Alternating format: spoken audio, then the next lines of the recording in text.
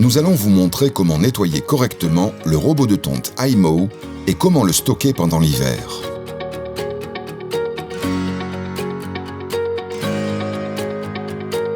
Pour nettoyer le robot de tonte, allumez-le en appuyant sur le bouton OK et verrouillez-le en appuyant sur le bouton Stop pendant environ 5 secondes.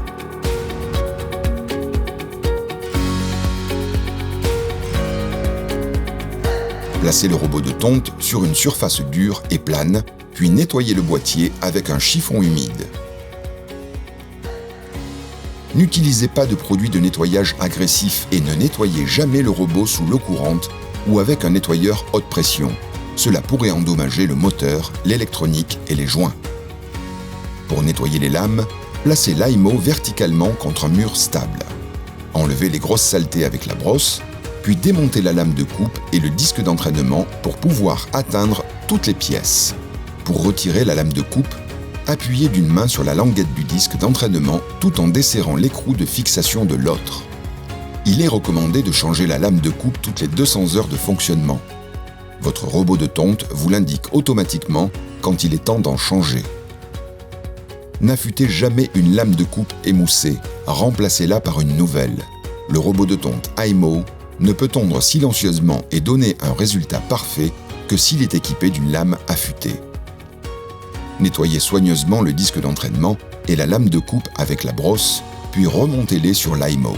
Poussez le disque d'entraînement sur l'arbre des lames, puis placez la lame de coupe et l'écrou de fixation sur le disque d'entraînement.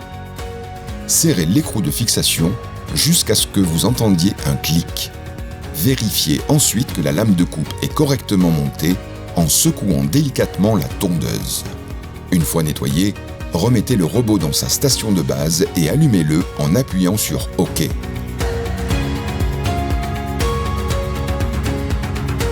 Si vous prévoyez de ne pas utiliser votre iMow pendant une période prolongée, par exemple en hiver, vous devez charger complètement la batterie, désactiver le plan de tonte automatique et régler l'iMow sur le niveau de sécurité le plus élevé. Le robot doit être conservé dans un endroit sec qui peut être fermé à clé, comme par exemple un garage. La station de base peut quant à elle rester dans le jardin pendant l'hiver. Toutefois, pensez à débrancher la prise secteur et à ranger le câble dans une boîte par exemple.